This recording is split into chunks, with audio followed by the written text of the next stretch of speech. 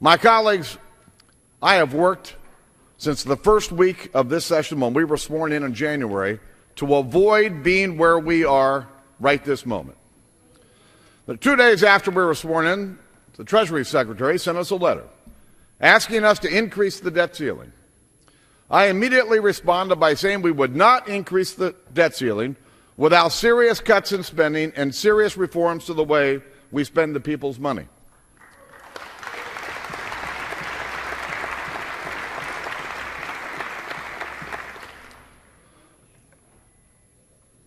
We've passed a budget.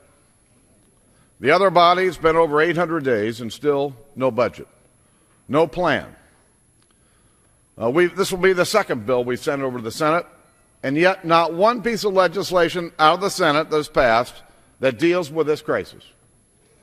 And my colleagues, I can tell you that I have worked with the President and the administration since the beginning of this year to avoid being in this spot.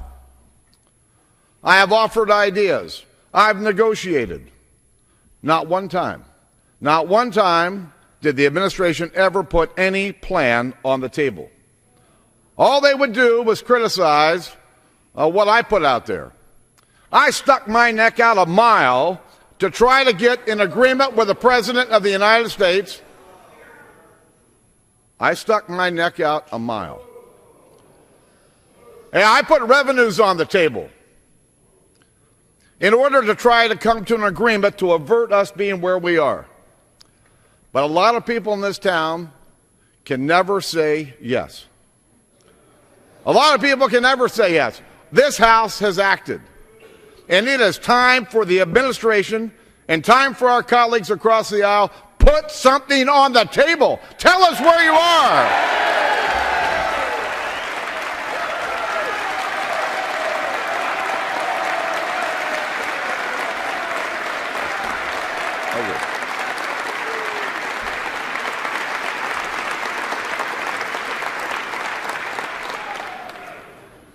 And yes, people can be critical of what we've done, but where are the other ideas?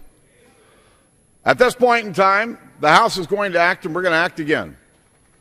But it is time for our colleagues across the aisle to tell us what they're for. Tell us how we can end this crisis. You know, Ronald Reagan has been quoted throughout this debate over the last few weeks. And Ronald Reagan would probably be flattered, I'm sure, if he were here. But Ronald Reagan on his desk had a little placard, and that little placard was real simple.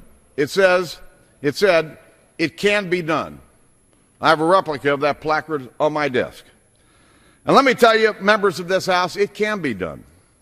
It must be done, and it will be done if we have the courage to do the right thing. So for the sake of our economy, for the sake of our future, I'm going to ask each of you, as representatives of the people of the United States, to support this bill, to support this process, and end this crisis now.